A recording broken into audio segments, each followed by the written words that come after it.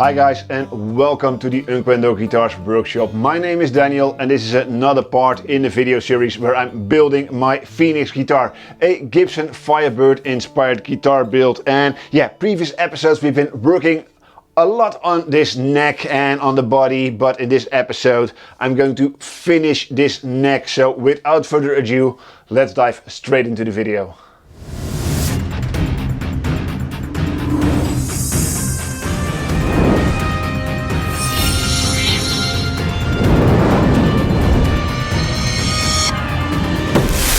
So before I start fretting this neck and addressing the height of the heel, I'm first going to make a headstock veneer from some offcuts I have left over from making the top for this guitar body. And if you haven't seen the episode where I made the guitar body, I'll be sure to leave a link in the video description down below or a video card somewhere up in this corner.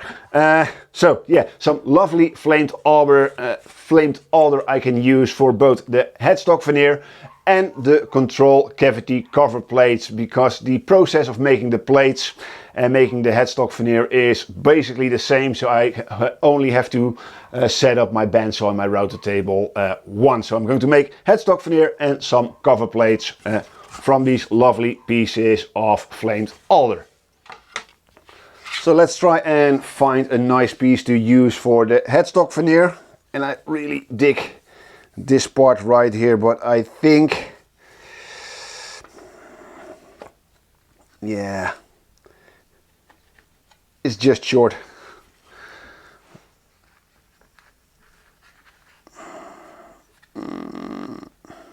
No, it's too small. So unfortunately, can't use this part. And now let's see if I can use this section. Also, there's some lovely flaming going on right here. Yeah, I could make a veneer out of this part right here. And here's also some of that lovely flaming. Yeah, I can also try and fit a veneer from this piece. Yeah, I don't think it's going to matter that much, because whatever I'm going to choose, it will be lovely anyway. But what I think I can do maybe is use these diagonal grain patterns to be parallel with this part of the headstock veneer maybe.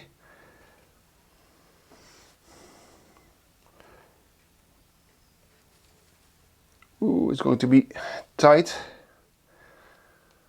but I might be able to manage this. Let's see.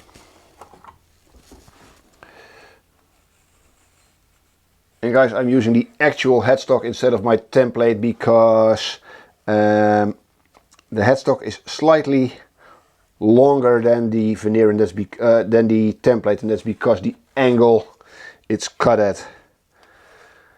So I'm always using my actual headstock for the veneer.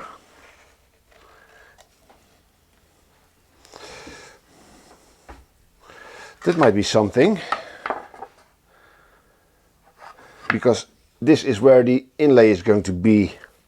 So let's take this to the bandsaw and cut out the individual shapes. And once these shapes are cut, I think I'm going to set up the bandsaw so I can resaw the veneers and the cover plate to the correct thickness.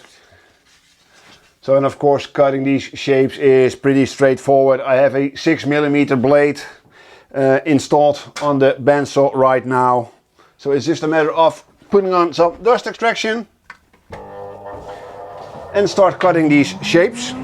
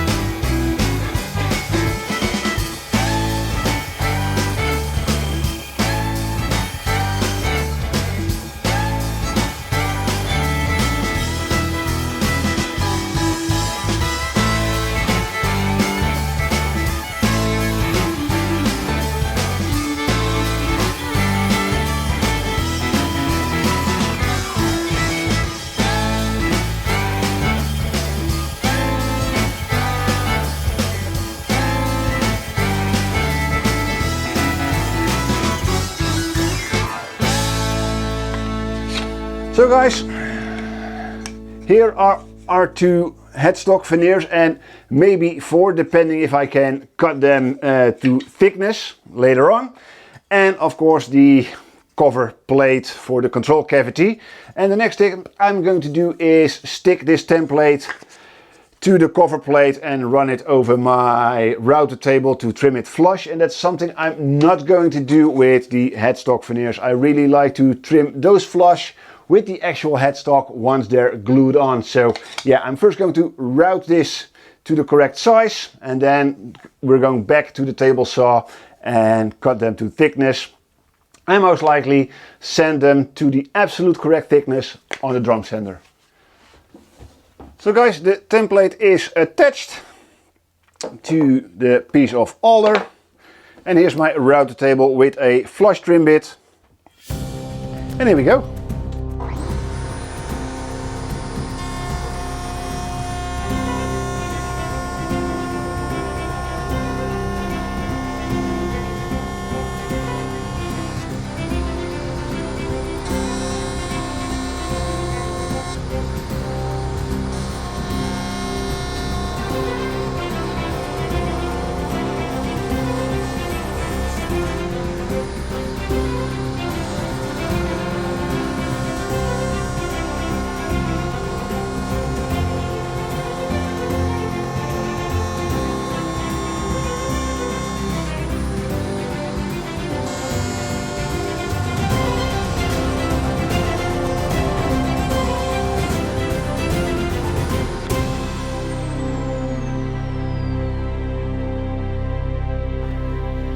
And here we are, nice and quick. And please guys, in the comment section down below, please restrain yourself and don't comment on that I should wear gloves, for example. A comment I see often, yeah, you should wear gloves, because it's forbidden in the Netherlands. It's prohibited to wear gloves when working with rotary tools. In woodworking, it's not allowed here in the Netherlands to work gloves, for example.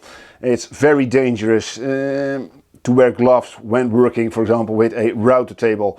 And another thing, yeah, you should use those pads. I don't even know how they're called to hold down your workpiece, but I think when you use those pads, you lose a lot of control and a lot of feeling for what you're doing, because you have to push down relatively hard on your workpiece. You also tend to push your workpiece into the router bit way too hard, and you have no, or at least a restricted idea of how much material you are removing, making the chance of the router bit catching even greater than without.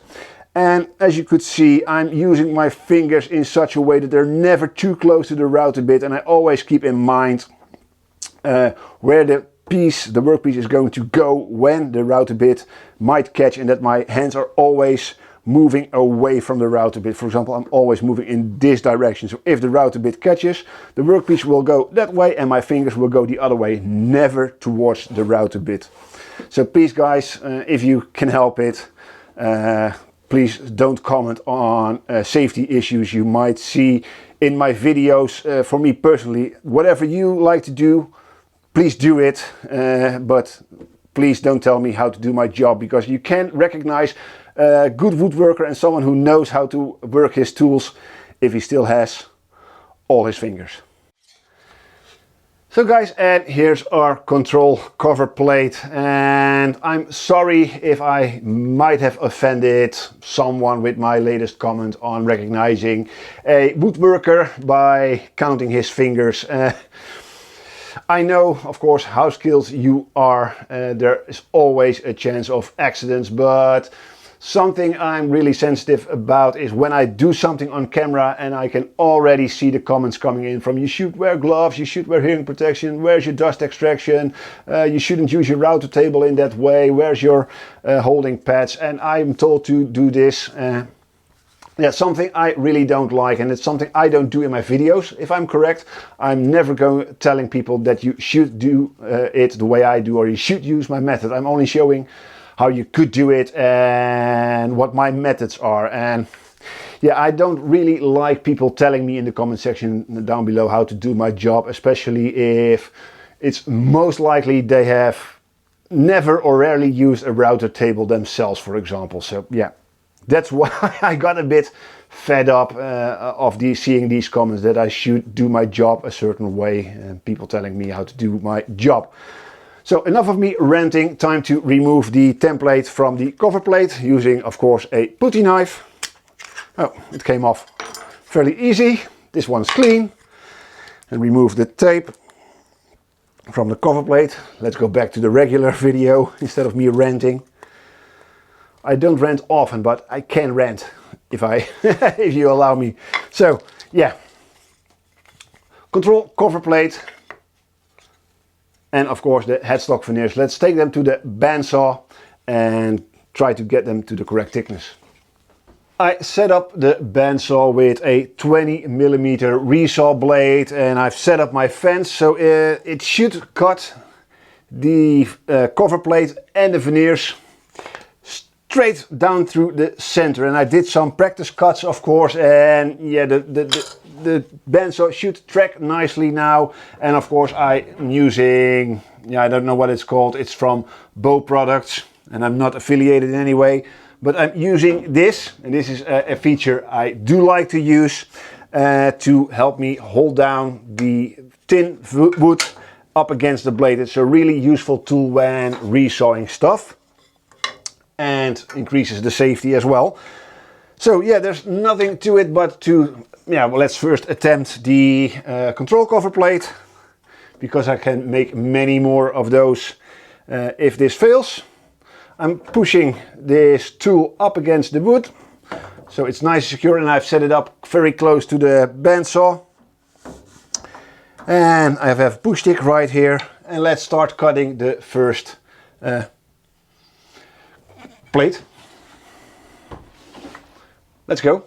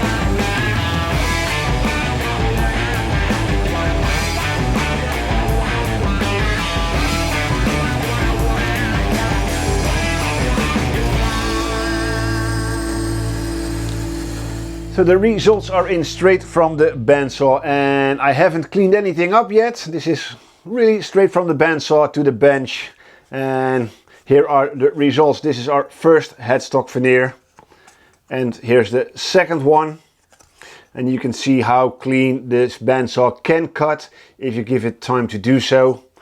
Relative few marks. Here's the other design. I have to put them like so. This is how they are going to go on the guitar. And again, there's a bit of a dark spot, but this will clean up in the drum sander in just a moment. So very happy with those. And of course, we've already seen the result for the control cavity cover plates.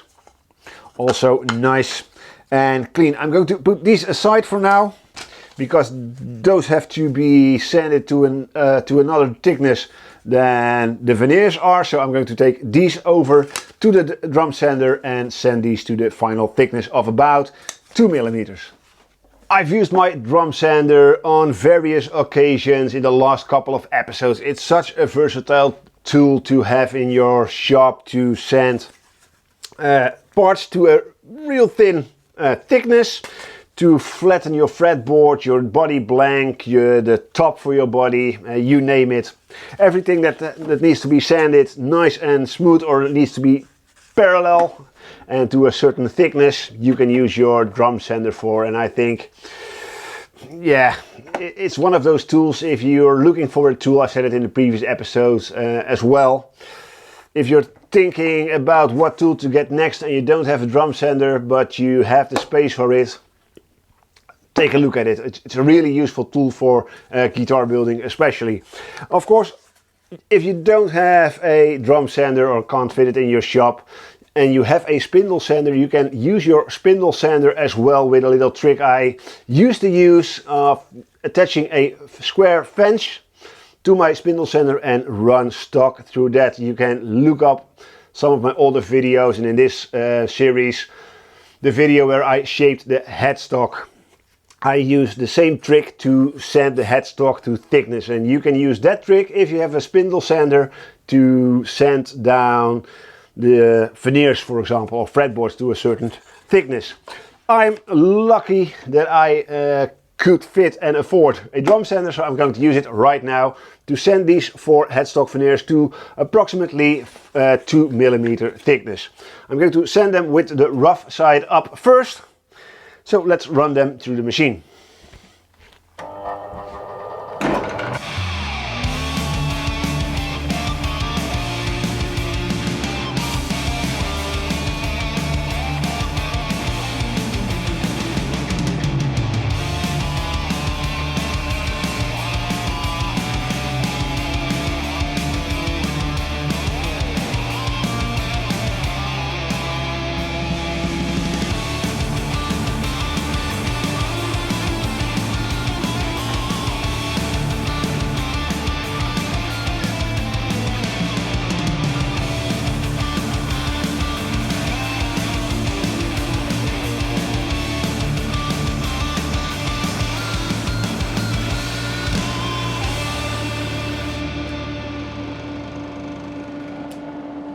So here are the 4 headstock veneers all sanded to just under 2mm, so that's perfect.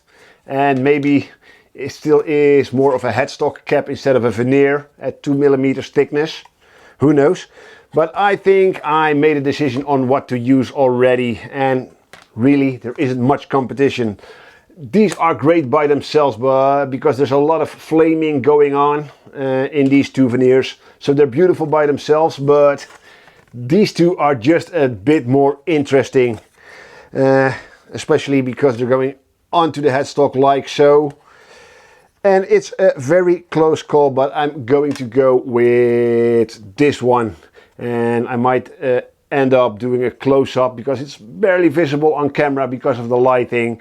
But there's a lot going on. Nice stripes, and I think almost parallel with the eventual tuner holes and the tuner post. So a nice grain pattern underneath the tuner post, and a big flame underneath what's going to be the Unquendor Guitars headstock inlay. So I think this is going to be stunning when it's done. And I've been thinking about maybe adding a veneer underneath the headstock. I was thinking about, of course, orange.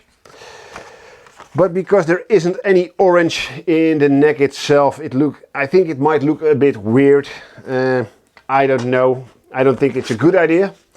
But what is a good idea is adding a piece of black veneer underneath the headstock veneer to match the striping on the back of the guitar neck. And I've done this in the past a few times already, and it always looks neat to do so. So the next step is cutting some veneer and gluing everything to the headstock. So guys, I have my veneer and of course my headstock veneer to be. I'm going to use a white pencil and roughly trace the outline.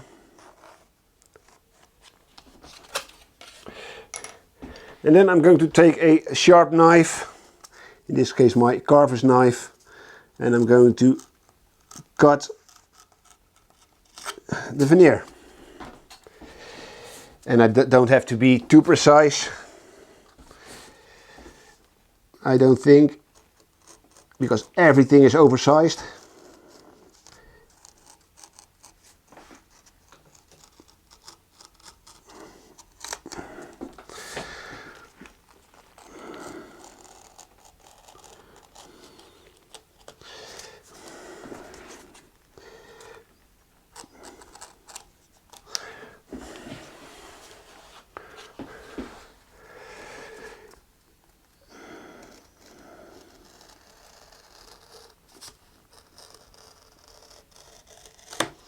So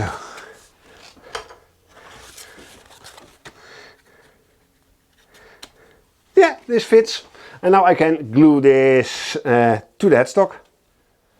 So guys, I'm all set up to start gluing up the headstock veneer, and just as a reminder to myself, I marked the location for the Truss-rod acces channel on the headstock veneer, so I know where to drill the new holes and carve a new channel acces. And I also decided to do the glue up in 2 stages. First I'm going to glue the black veneer to the headstock, clamp it in between 2 sheets of multiply, let it cure for 1.5 hours, take the clamps off and then glue down the older, and then let that again sit for a couple of hours before I can continue to work on the headstock. So yeah, let me first glue down the black veneer. So some glue. And again, it's very, very warm today. So I don't think drying times will be an issue.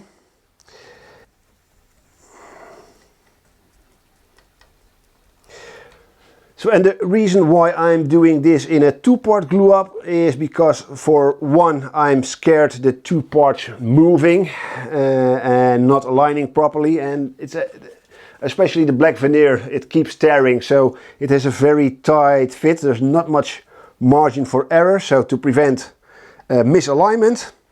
So that's one why I'm doing a 2-part glue up. And you might be wondering, well, why don't you then glue the black veneer to the alder first? And that has to do with the high temperatures and high humidity at the moment. I'm a bit worried then as soon as I apply the moisture from the glue to these parts, that they will start warping too much. And I think when clamping them to a bit more solid piece like a headstock, I shouldn't have that problem. Let's see. Yeah, and with this temperature, indeed, curing times of the glue won't be an issue. It's almost dry immediately. So, and for clamping coils, I'm going to use these padded blocks, and those should help me press down the veneer even better. And of course, to protect the headstock underneath, a piece of multiply.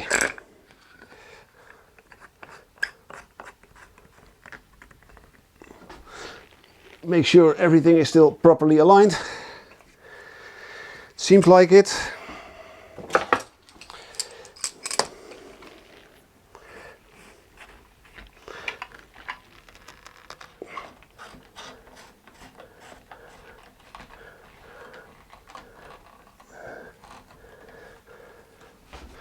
So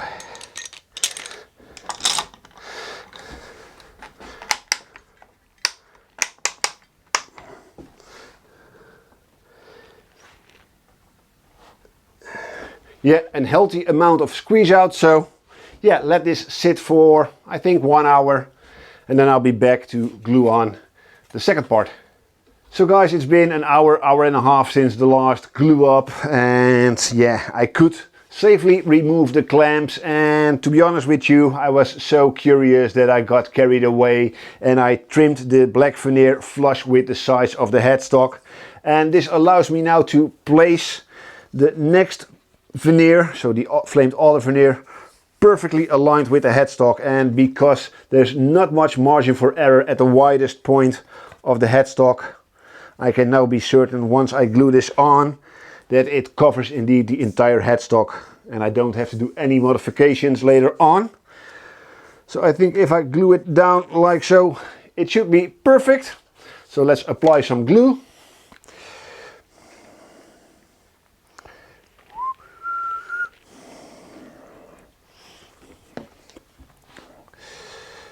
And let's spread it. A bit careful near the nut.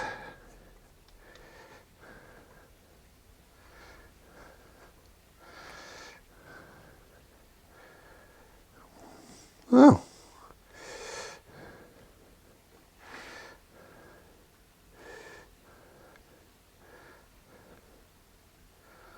Yeah, I think I've used enough glue.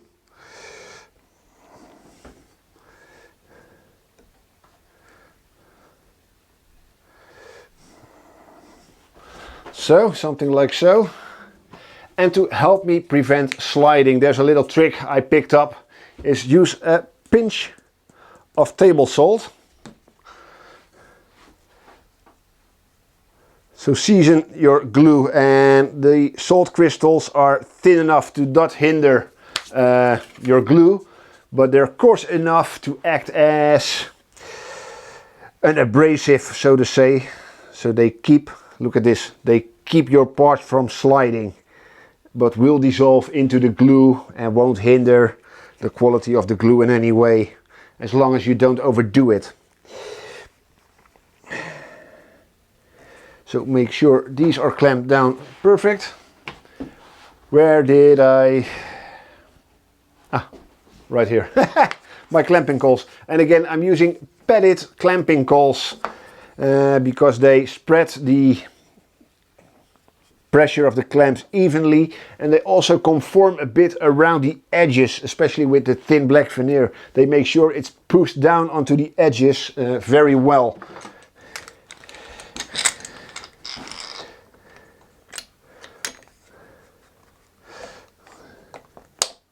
Oh, I almost forgot to protect the back of the headstock. Very important.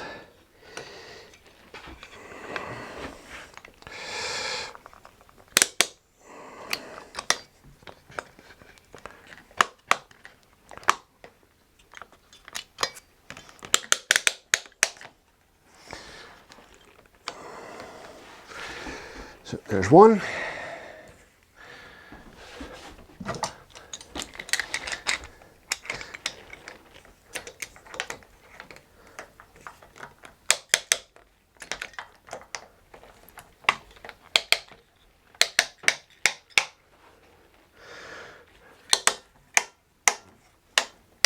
Right here. And now with everything clamped up, we can let this again sit for a couple of hours, and then we can continue our work on the neck. So guys, we're back, and yeah, after recording the last clip, things turned out different than I had planned. My day went a bit different, so this is actually the next day, and now it's for sure time to remove all the clamps and continue to work on this headstock and try to finish this neck. So let's remove all the clamps real quick. Oh, and reveal the headstock. And I still have to get used, this is a reverse headstock. So there's a bit of squeeze out, of course, and I need to trim the alder flush with the headstock. So I'm going to clean up all these clamps, put them back where they belong, and then we start refining the edge of the veneer. So the neck and headstock, of course, are clamped to my bench, and usually I would use my spindle sander to sand the headstock veneer flush with the rest of the headstock, but it's Sunday morning, very early, and I don't want to wake my neighbors and angry them by turning on the dust extractor. So what I'm going to do, I'm going to use a carver's knife, some files, and later on some sandpaper to trim this flush. This will take a bit more time, of course, but if I don't do it like this, I have to wait for a couple of hours for my neighbors to all wake up so I can run the dust extractor. So we have to do it like this for now.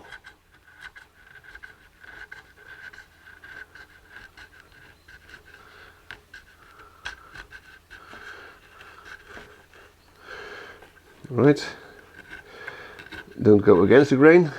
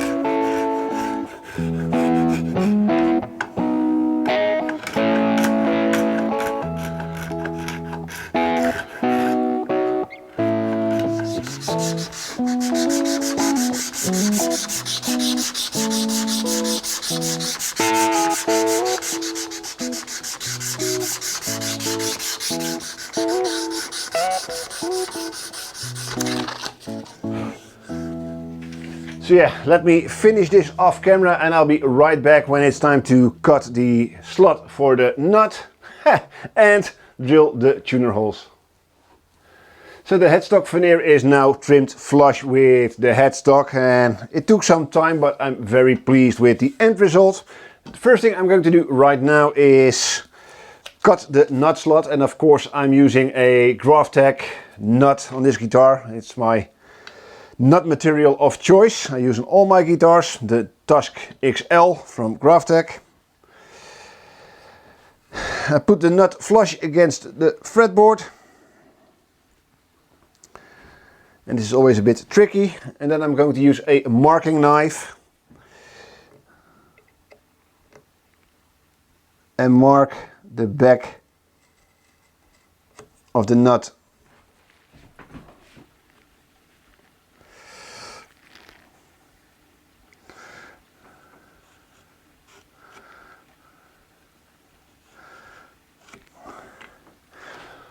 Like so. And now I'm going to take a very small Japanese saw and very carefully cut the nut slot. And with a bit of confidence I can now cut this section from the veneer.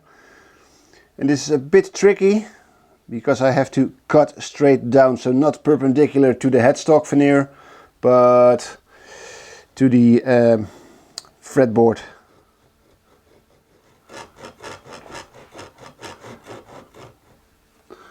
Yeah.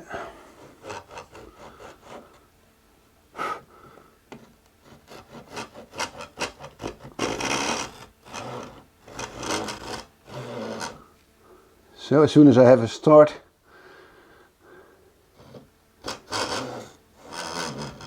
get this blade at the correct angle.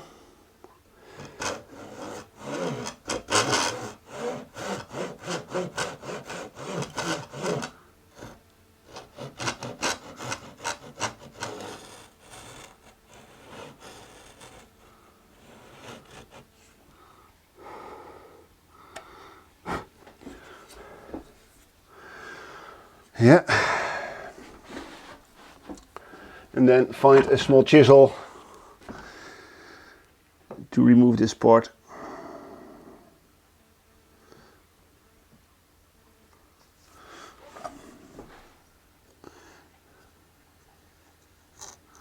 Yeah, I might need to help it with a knife. Let's see.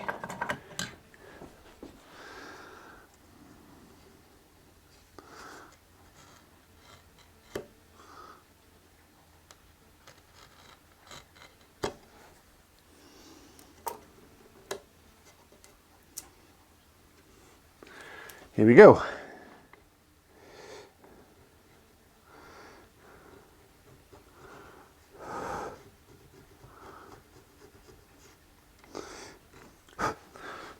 Of course there's a bit of cleaning up to do. And I have to widen the slot a tiny bit, so and it's better to have this slot cut too narrow than too wide, because you can always widen it if needed, which I might do in the future. Next step is figure out where I want my tuner holes to be and drill those. So to figure out where I want my tuner holes to be, of course I could reference my drawing and draw them in, but I want to share this method with you in this video real quick.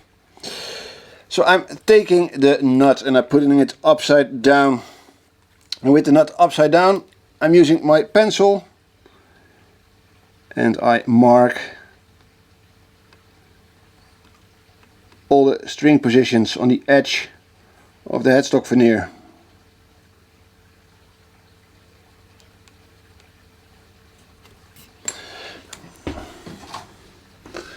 Then I'm going to use my protractor and I'm going to use the G string as an example. And perpendicular to the nut line, so I put my protractor up against the nut line. I'm looking for the mark for that string and I draw in the line for that string.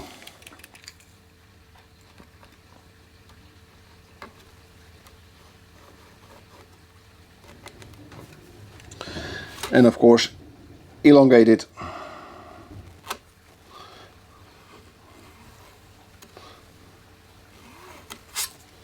So with the G string in, I'm going to do the same with the D string. So let's find that mark through the protractor. And here it is.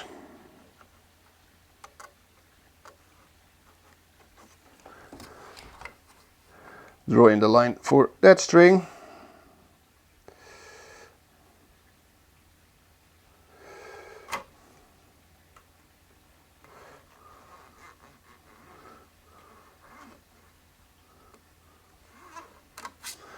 So, and with these two strings in, I can now determine how far inwards I need my tuners to be, and I know it's around 12 to 13 millimeters. So if you have a straight headstock line, you can just draw a line parallel to the edge of your headstock, 12 millimeters, and then the next step applies. But for me, I have to come up with the average of my curve, and of course I could use my template, but I want to show you my method. I also want my tuners to be 12 millimeters from the edge, approximately 12, 13. So what I'm going to do, I'm going to look for the spot where both my G and my D string are 12 millimeters from the edge, and then perpendicular to the string. So a bit back. And I need to remove my glasses. And this might take a while, so I might skip a bit in the video.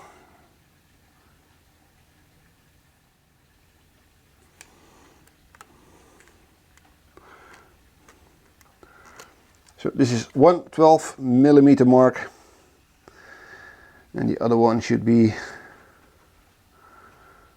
somewhere close. 10, 12, bit back. And for anyone in the US, 12 millimeters is very close to half an inch. So you could use half an inch.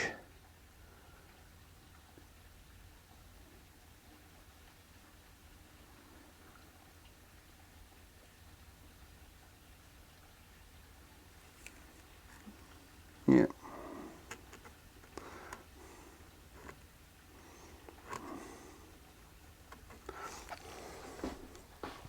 So now, and with these two marks made, if I connect those, and because those two are the center two tuner holes, this gives me the average angle on which I want to place my tuners. And from now on it's pretty straightforward. I know my tuner posts are approximately 4 millimeters in diameter. So I'm going to again take my protractor, and I'm going to take the thickness of the tuner post into account when determining my tuner holes. Because if I would drill the tuner hole right here, this string will have to shift over 2 millimeters to accommodate for the thickness of the tuner post itself.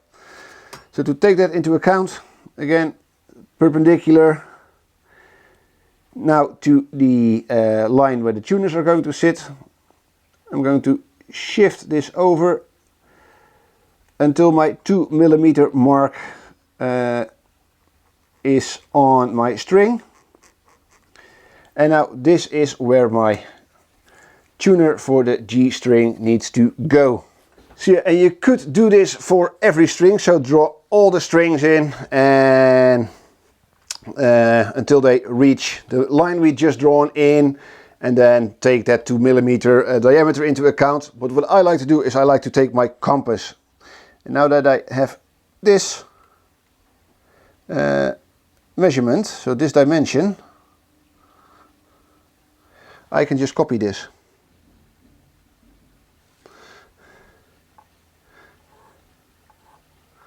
So D string, B string, high E, and we can always double check. And I try not to make that big of a mark right there, with the lines are crossing, so that's accurate, accurate. Of course accurate on the D string, A string and low E. Double check. Yeah, it crosses. Crosses. Yeah. And of course for everyone who's a bit more familiar with mathematics, this is also an average because the string spacing is slightly different in between strings on most nuts. That this isn't 100% accurate when it comes to 100% straight string pull, especially also taking into consideration the different gauges of string, but this gives you in a ballpark, and I think having the tuners equally spaced looks just a bit better, and the tiny deviation the string is going to have according to its thickness is almost not noticeable unless you're going in with calipers or something to measure the actual string spacing. And for anyone wondering why I have my tuners in a straight line while the headstock is curved, and that's because if I would follow the curve, and I tried this on a drawing, if I would follow the curvature with the tuners, the string spacing would be real weird, or the tuner spacing would look real weird. It didn't look right, so that's why I have a straight line for my tuners.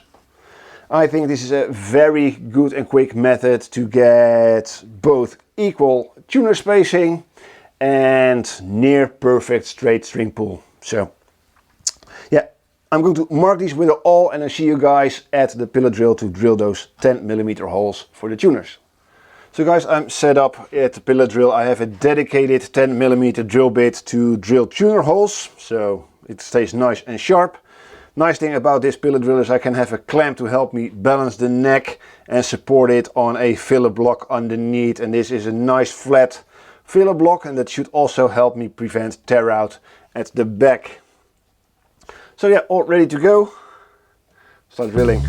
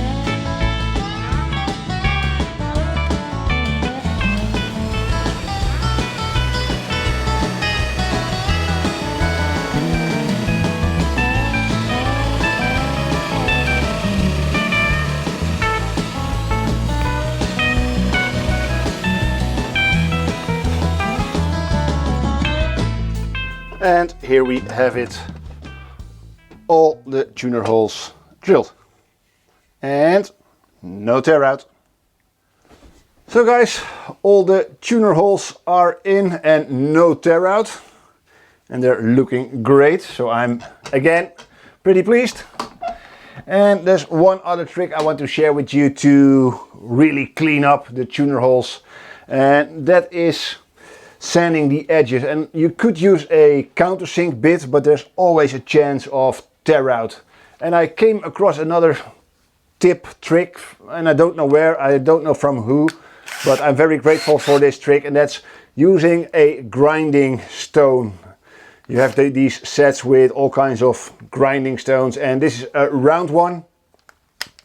And what you can do with your cordless drill is just put it in the hole and essentially sand the edges without having to fear any tear out.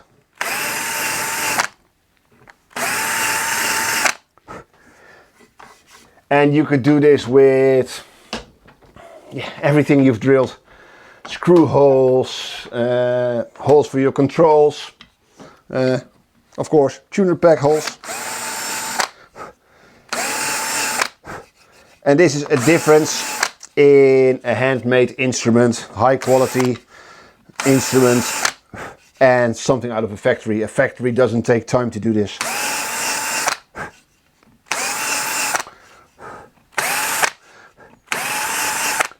And essentially no one is going to notice, no one is going to see, but if this guitar gets repaired someday by someone else, as soon as he sees this, he says, well, this is made by someone who took care of his job. And this also helps to prevent any damage later on. I said this many times in this video series. When you don't need an edge anymore, sand it, make a chamfer, make a fillet or something, break it as it's called, to prevent chips, tear out and such. So, and it looks nice and clean. Whenever now someone looks at this neck, it also every step looks finished. So yeah, next step is something I always dread doing, and that's finding the truss-rod cavity again. And I'm wondering if usually I drill 2 tiny holes to look for the cavity, and then use a knife and chisels and a Dremel to widen the cavity, but it always takes a long time, and the results of how clean it looks always differ a bit.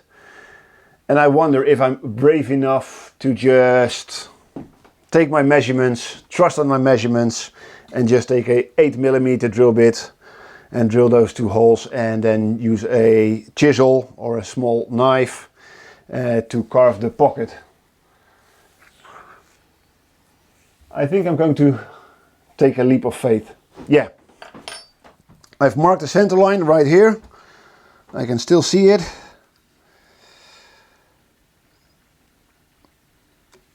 And maybe I'm not going to drill an 8mm hole, but 2 6. Well, let's see. I said I would take a leap of faith, and I'm going to take a leap of faith. So I'm going to transcribe, or how do you call it, copy my measurements and dimensions onto the headstock, drill 2 holes, and then I'll be right back with you guys to find the cavity. Yeah. So guys, these 2 holes are in, and I know this one is in the correct position because I can see it. I can see into the channel.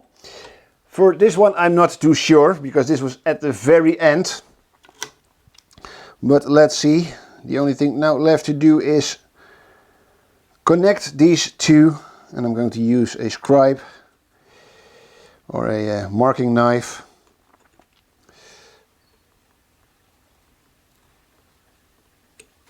To score these 2 lines.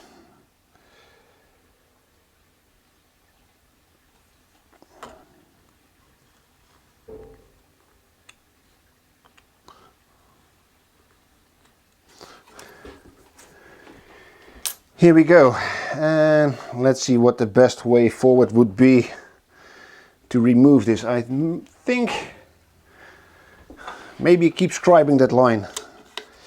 Keep using this knife because it's crazy sharp and it's all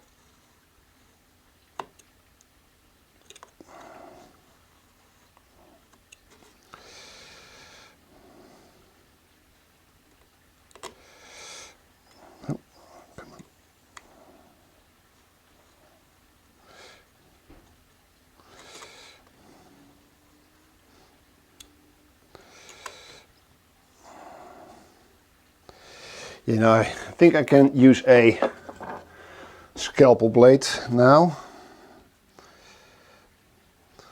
And I'm not using my carver's knife because that's too thick to fit in. I'm shaming my knife right now.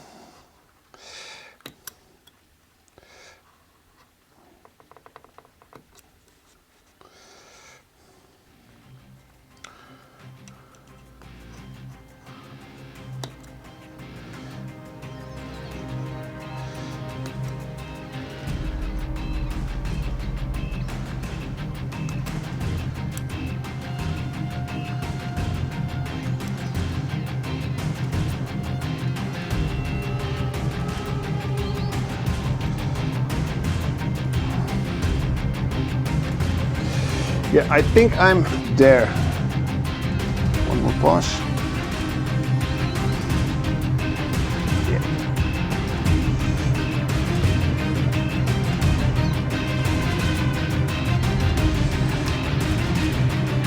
So use again a small chisel and try to remove this. And look at that! This is insane!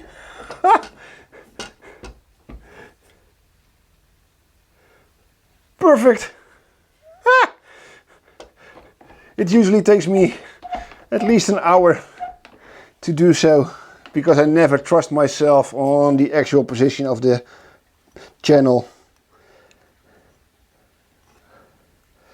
So geez guys. So yeah, this tells it all. Sometimes you just have to trust yourself. There's a tiny bit of cleanup to do. And then I'm going to sand these edges and I'm done. So, and to clean up the inside and sand these edges, I'm going to use a tiny dowel. Some 320 grit sandpaper just wrapped around it so it fits snug into the truss-rod channel axis. And give it a little turn.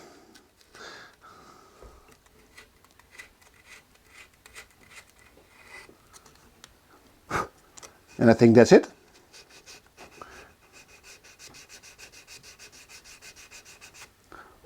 Yeah. That's all there is to it. So let's clean up the headstock a bit. Remove the last of the pencil marks right here. And yeah, I think for now the headstock is done, and you might have already seen this headstock because by the time this video goes out I've done the inlay during a live stream. So if you haven't seen me doing the inlay, and you will see it in the next clip, go check out another video. I'll be sure to leave a card right here or a link in the video description down below to the live stream where I did the inlay. So yeah, in the next clip the inlay will be in and we'll start working on the frets for this neck. And this is unfortunately where I'm going to end this episode. As you can see, I already started working on the frets and I really think the fret work deserves its own episode. So that's why we're going to leave it here for today and we do all the fret work and the rest of the work on the neck in the next episode. So yeah, as always, I hope you liked this episode, and if you did, let me know by leaving a like or leave a comment, question or suggestion in the comment section down below. This really helps other people to find and enjoy my content, and in the long run this helps me to grow my channel and make it even possible. So thank you very much for your support, and if you like to support me more directly, you can always get yourself a nice t-shirt, sweater, hoodie or coffee mug from the Unquendor Goodie store underneath this video or via the link that's in the video description. So thank you all very much for joining me in this episode. I hope to see you all, of course, in part 2, but until then, take care and bye bye.